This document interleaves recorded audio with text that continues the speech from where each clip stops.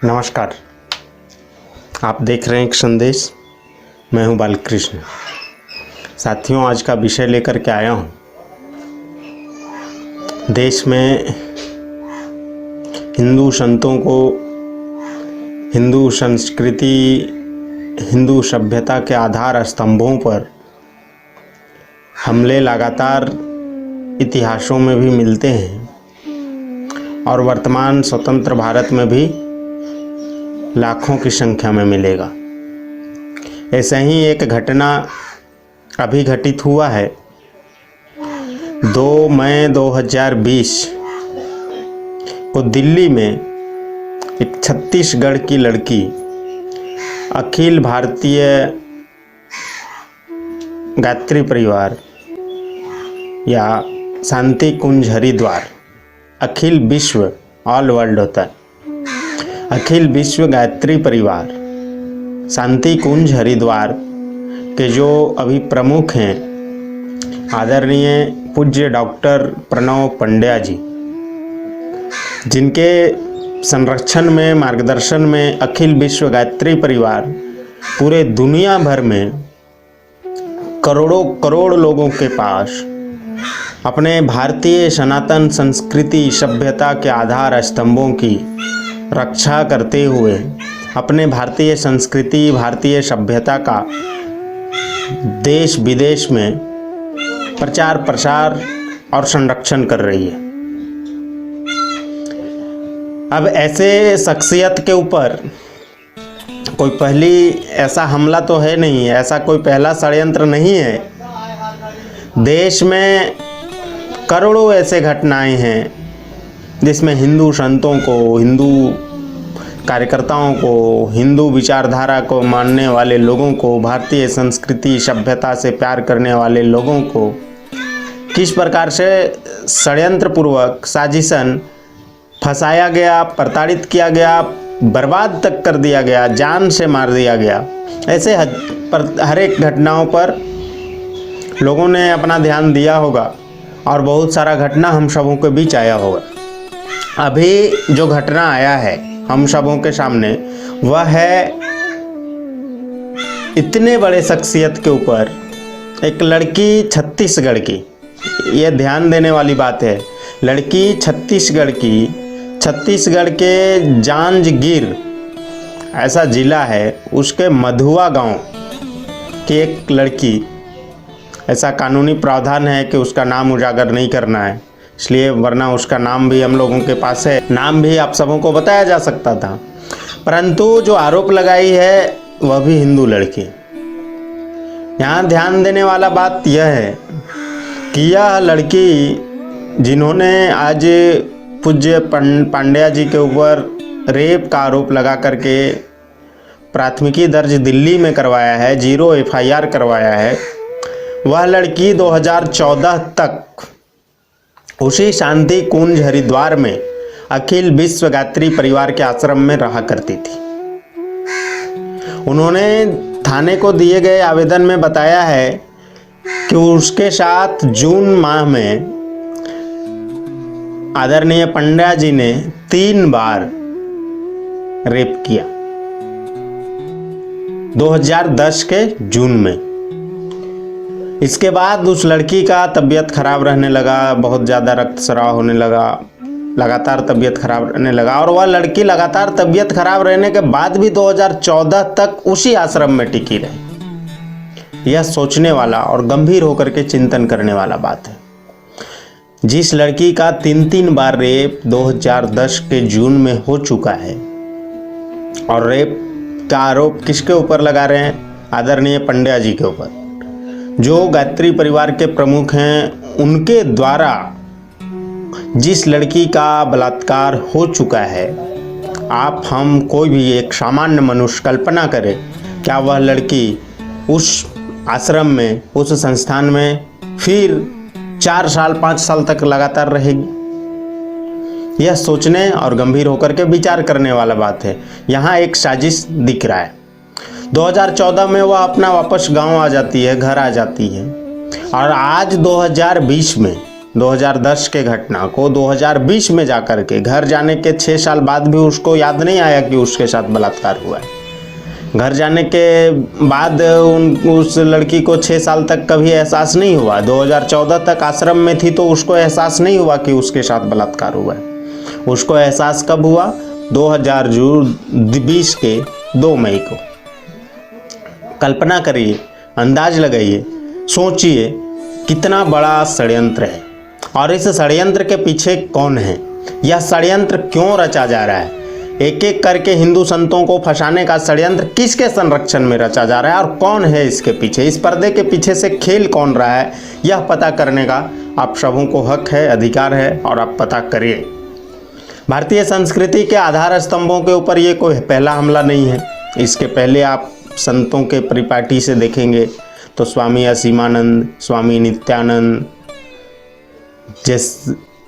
फिर अभी संत आसाराम बापू जी, और अब आगे चल कर के आप आइए तो स्वामी रामदेव जी के ऊपर उनको जान से मारने के लिए। अब आगे चल कर के अभी आप आए हैं जिनका विवादों से कभी कोई नाता नहीं रहा है। गायत्री परिवार जो कभी प्रत्यक्ष रूप से किसी विवाद से कोसों दूर है, उस गायत्री परिवार के प्रमुख आदरणीय पूज्य पंड्या जी के ऊपर ऐसा घिनौना आरोप एक लड़की ने लगाया है, वह किसके षड्यंत्र और किसके इशारों पर खेल रही है, यह हम सबों को गंभीर होकर के विचार करना चाहिए। यह पांड्या जी के बारे में आप सबों को जानना चाहिए कि आज वो गायत्री परिवार के प्रमुख हैं और उनको उनके अपने कार्य के लिए उनका काम करने का तरीका है, भारतीय संस्कृति, भारतीय सभ्यता के लिए जो काम करते हैं, उसके लिए उनको 1998 में ज्ञान भारती सम्मान दिया जा चुका है। 1999 में हिंदू ऑफ द ईयर का सम्मान भी चुने जा चुके हैं। और तो और अमेरिका के नासा ने, अमेरिका के सबसे बड़ी वैज्ञानिक संस्थान अंतरिक्ष से संबंधित जो काम करती है, उस नासा ने इनको, पंड्या जी को, वैज्ञानिक अध्यात्मवाद के प्रचार प्रसार के लिए भी सम्मानित किया है। अब इतने बड़े शख्सियत आप थोड़ा सा और देखेंगे कि अभी कुछ दिन पहले, 2 साल पहले भारत के राष्ट्रपति और प्रधानमंत्री ने आदरणीय पंड्या जी को राज्यसभा से मनोनीत करने के लिए आग्रह किया था, उनसे निवेदन किया था कि आप राज्यसभा में आएं। लेकिन पंड्या जी ने साफ तौर पे मना कर दिया। साफ साफ इन्होंने कहा कि हमारा उद्देश्य राजनीति नहीं है, हम राजनीति के लिए नहीं बने हैं, हम समाज के लिए बने हैं और वह समाज का काम हम करते रहेंगे। अब आप कल्पना करिए, ऐसे लोग जिसके लिए राष्ट्रपति जिसको मनोनीत करना चाहता हो, जिसको मोदी जी मनोनीत करना चाहते हो, जिसको मोदी जी, अमित शाह जी या पक्ष विपक्ष के लगभग नेताओं के साथ उनके अच्छे संबंध हो, फिर इसके ऊपर हमला कौन कर सकता है? इनके ऊपर ऐसे षड्यंत्र और साजिश कौन रच सकता है? तो इन साजिशों के पीछे जानने के लिए कुछ कहानियां हम सबों को जानना पड़ेगा। किनके पीछे आसाराम बापू जैसा ही एक बड़ा अंतर्राष्ट्रीय षड्यंत्र काम कर रहा है, और वह षड्यंत्र है ईसाई मिशनरियों का धर्मांतरण का कुचक्र। अब आप कहेंगे ऐसा क्यों? तो इसके पीछे कारण है, जिस छत्तीसगढ़ की लड़की ने इनके ऊपर आरोप लगाया है, जिस छत्तीसगढ़ की लड़की ने इनके यहाँ जा कर के काम किया, इनके आश्रम में रहा है, उस लड़की के द्वारा 10 साल बाद अपने ऊपर बलात्कार का आरोप लगा करके लड़की छत्तीसगढ़ की घटना उत्तराखंड की FIR दिल्ली में किया जाता है। यह गंभीर होकर के यह भी सोचने वाला बात है। वह लड़की छत्तीसगढ़ की जांजगीर, छत्तीसगढ़ जांजगीर जिला है, उस जिले की है। अब इस जिले के बारे में थोड़ा आपको जानना चाहिए। यह जिला आदिवासी बहुल क्षेत्र है और यहाँ ईसाई मिशनरियों का बहुत ही प्रकोप है अपना, उनका एक अपना अलग प्रभाव है, उनका एक अलग षड्यंत्र वहाँ चलता है धर्मांतरण का।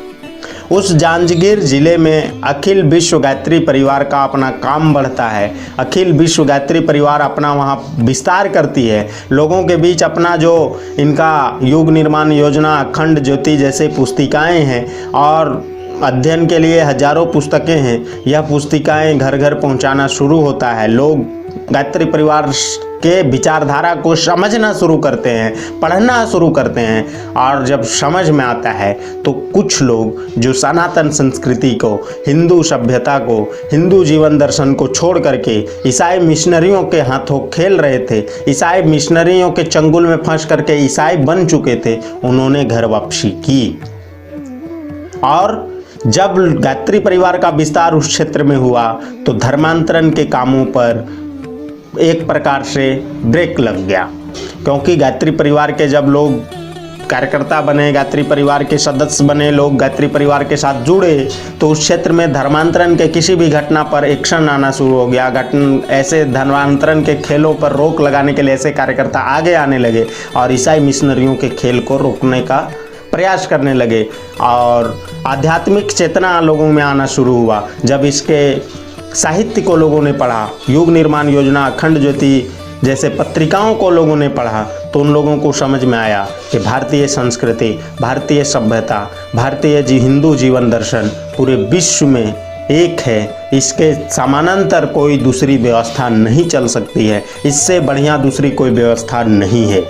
इस वजह से उन लोगों को धर्मांतरण के खेल में बड़ा समस्या होने लगा।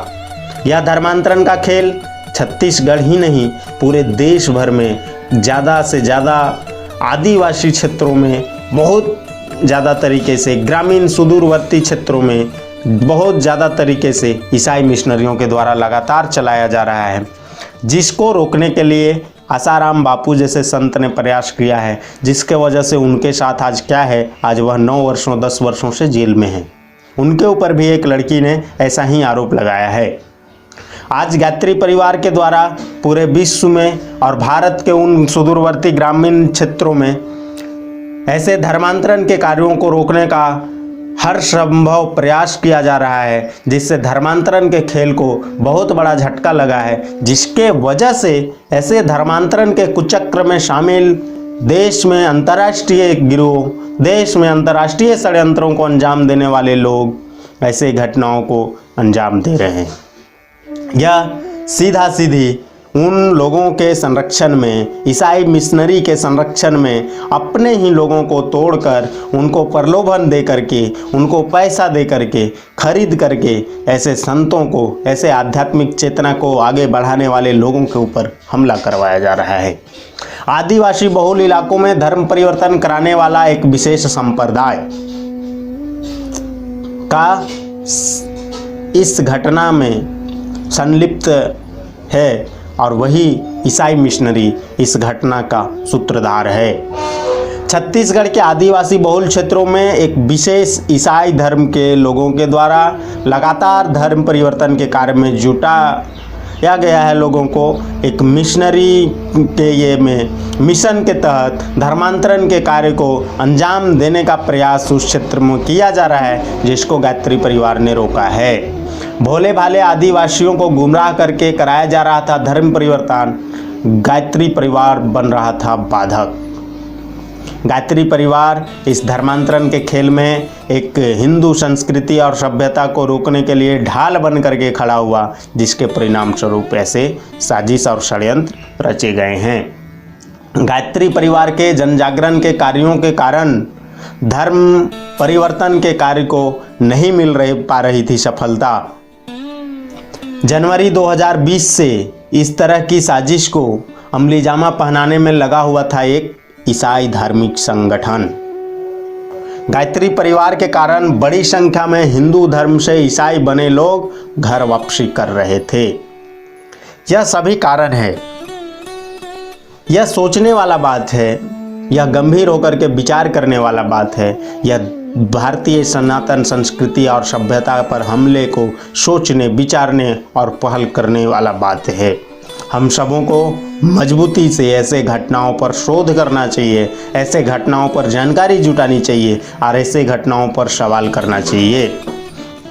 अभी कुछ सोशल मीडिया में, फेसबुक में पेज हैं जिनके द्वारा कुछ पोस्ट किए गए हैं और लगातार गायत्री परिवार के विरुद्ध लगातार पोस्ट किए जा रहे थे। वह सभी फेसबुक आईडी छत्तीसगढ़ के उन्हीं क्षेत्रों से संचालित थे और संचालन ईसाई मिशनरियों के संरक्षण में किया जा रहा है, ऐसा पूरा संभावना है। और इस संभावनाओं के आधार पर ईसाई मिशनरियों के चंगुल में पूरा देश उलझ करके फंसने वाला है। ये आने वाले समय में एक एक करके जिस प्रकार से 2004 से 2014 के बीच में संतों के ऊपर प्रताड़ना की पर सीमाएं पार हो चुकी थी, हिंदू आतंकवाद के थ्योरी को गढ़ा जा रहा था, हिंदू आतंकवाद के नाम पर हिंदू कार्यकर्ताओं को, हिंदू एक्टिविस्टों को, हिंदू सोच के विचार के आगे बढ़ाने वाले लोगों को, सनातन संस्कृति के आधार स्तंभों को जिस प्रकार से 2004 से 2014 के बीच में कांग्रेस की सरकार ने और ईसाई मिशनरियों के संरक्षण में कुचलने का प्रयास किया गया, वह प्रयास 2014 के बाद केंद्र में मोदी जी के सरकार आने के बाद असफल सा दिखने लगा था लोगों को। अब इन लोगों को 2019 में उम्मीद थी अपनी सरकार आने की। 2019 में भी भारतीय जनता ने, भारतवासियों ने माननीय मोदी जी को ऊपर विश्वास करके भारतीय संस्कृति, भारतीय सभ्यता के परचम को लहराने के लिए पुनः भाजपा की सरकार बना दी, जिससे इस धर्मांतरण के खेल में शामिल बड़े बड़े NGO, बड़े बड़े अंतर्राष्ट्रीय संगठन, बड़े बड़े ईसाई मिशनरियों को बहुत बड़ा झटका लगा था। इस झटके से वह उबर नहीं पाए थे और उबर नहीं पाए थे। उनको पूरी उम्मीद था कि उनके षड्यंत्रों में भारत की जनता आ जाएगी और 19 में मोदी जी हार जाएंगे। मोदी जी 2019 में चुनाव प्रचंड बहुमत के साथ 303 सीटों के साथ जीतते हैं। इससे इन ईसाई मिशनरियों के उस सपने को बहुत जोर झटका लगा और सपना चकनाचूर होने को शुरू हो गया था। अब आप सबों को समझ में आएगा कि फिर इन लोगों को अब लगा कि सरकार तो अब 2024 तक कुछ होने वाली नहीं है, क्योंकि सरकार पूर्ण बहुमत की है। तो फिर हिंदू संस्कृति और हिंदू सभ्यता के इन पालनहारों पर कैसे हमला किया जाए, हिंदू संस्कृति, हिंदू सभ्यता को कैसे कमज़ोर किया जाए। हिंदू समाज, भारतीय समाज आज इस्लामिक जिहादियों से भी लड़ रहा है, आतंकवाद से भी लड़ रहा है और ऐसे षड्यंत्रों से, ईसाई मिशनरियों के षड्यंत्रों से भी लड़ रहा है। और ईसाई मिशनरियों ने एक अच्छा मौका देख करके ऐसे घटनाओं को तुल देने का प्रयास किया है।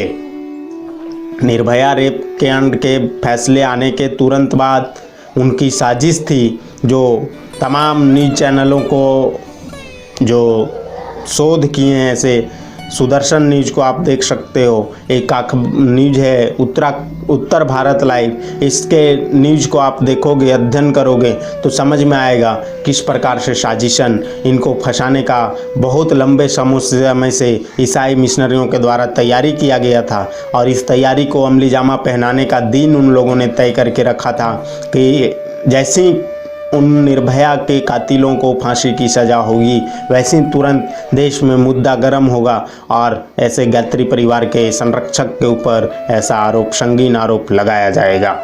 अब ऐसे आरोप को जिस प्रकार से उन लोगों ने लॉन्च करने की तैयारी कर रखी थी, इस बीच में उनके उस मिशन पर पानी फिर गया। एक बार फिर यह कि देश में कोरोना महामारी का एंट्री हो गया। 20 मार्च को निर्भया रेप कांड के लोगों को, उन कातिलों को फांसी की सज़ा होती है और 22 मार्च को भारत में पूरे देश भर में जनता कर्फ्यू होता है। 22 मार्च के बाद भारत में लॉकडाउन शुरू हो जाता है, जिसके वजह से इन ईसाई मिशनरियों के उस मिशन में बाधा उत्पन्न हो जाती है और अंततः इन्होंने थक हार करके 2 मई 2020 को उस साजिशन, उसे के षड्यंत्र में शामिल उस लड़की के द्वारा दिल्ली के विवेक विहार इलाके में 0 FIR दर्ज करवाया है। हम सबों को समझना पड़ेगा, गंभीर होकर के विचार करना पड़ेगा। यह सनातन संस्कृति के आधार स्तंभों पर हमला सिर्फ और सिर्फ इसलिए हो रहा है ताकि धर्मांतरण के कामों को बढ़ाया जा सके। ईसाई मिशनरियाँ भारत को ईसाई देश के रूप में देखना चाहती हैं, इस्लामिक जिहादी भारत को इस्लामिक देश के रूप में देखना चाहते हैं, लेकिन भारत का वह समाज, भारत का पढ़ा लिखा सभ्य समाज, भारत का अनपढ़ से अनपढ़ समाज अपने भारतीय संस्कृति, भारतीय सभ्यता के साथ बहुत ही उच्च स्तर से जुड़ा हुआ है, जिसके वजह से इनके हजारों वर्षों के उस प्रताड़ना के काल में भी, 150 वर्षों के अंग्रेजों के उस शासन काल में भी भारत ईसाई देश, भारत इस्लामिक देश नहीं बन पाया। इन आधार स्तंभों को, इन सबों को शोध और अनुसंधान के बाद यह समझ में आया कि देश को यदि इस्लामिक देश बनाना है, ईसाइयत का देश बनाना है, तो हिंदू संस्कृति और सभ्यता के आधार स्तंभों पर हमला करो, आधार स्तंभों को कमज़ोर करो, हिंदू संस्कृति और सभ्यता को कमज़ोर करो, तब जाकर के भारत को ईसाई या इस्लामिक देश बनाया जा सकता है। इसके लिए लगातार देश भर में इस्लामिक जिहादी और ईसाई मिशनरियाँ लगातार अपना असफल प्रयास जारी रखी हुई है। असफल प्रयास हमेशा इनके द्वारा किया जा रहा है। यह हम सबों को सोचना है, यह देश के उन करोड़ों देशवासियों को सोचना है जिनका यह भारत है। भारत में मुसलमान बाहर से आए, भारत में ईसाई बाहर से आए, भारत में अन्य धर्म जो अपने आप को धर्म कहते हैं वह बाहर से आए। भारत में हिंदू सनातन संस्कृति मूल संस्कृति है। भारत इसी सनातन संस्कृति के आधार स्तंभों पर आज पुनः विश्व गुरु के पद पर सुशोभित होने के लिए आगे कदम बढ़ा चुका है और इस कदम को रोकने के लिए ऐसे षड्यंत्रों को अंजाम दिया जा रहा है। आप सबों से निवेदन होगा, ऐसे घटनाओं का पुरजोर तरीके से विरोध करिए, ऐसे घटनाओं पर तथ्यात्मक तरीके से लोगों से डिबेट करिए, ऐसे घटनाओं पर तथ्यात्मक तरीके से इन लोगों को जवाब दीजिए, ताकि सनातन संस्कृति के इन आधार स्तंभों पर हमला करने से पहले कोई भी विचार करे। आने वाला समय सनातन संस्कृति के इस हमले को समझने का, सनातन संस्कृति के इस हमले को रोकने का है। इस समस्या को समझते हुए इसे रोकने का हमें हर संभव प्रयास करना चाहिए। इन्हीं आग्रह के साथ आप सबों का बहुत बहुत धन्यवाद। आप सभी जुड़े रहिए हमारे साथ। मैं और नया वीडियो लेकर के आऊँगा आप सबों के बीच, ऐसे ही घटनाओं पर, ऐसे ही संस्थानों के षड्यंत्रों पर, ईसाई मिशनरी और इस्लामिक जिहाद के इन षड्यंत्रों को समझिए और देश को बचाने के इस मुहिम में आप अपना योगदान दीजिए। ऐसा आग्रह के साथ आप सबों का बहुत बहुत धन्यवाद। भारत माता की जय। वंदे मातरम।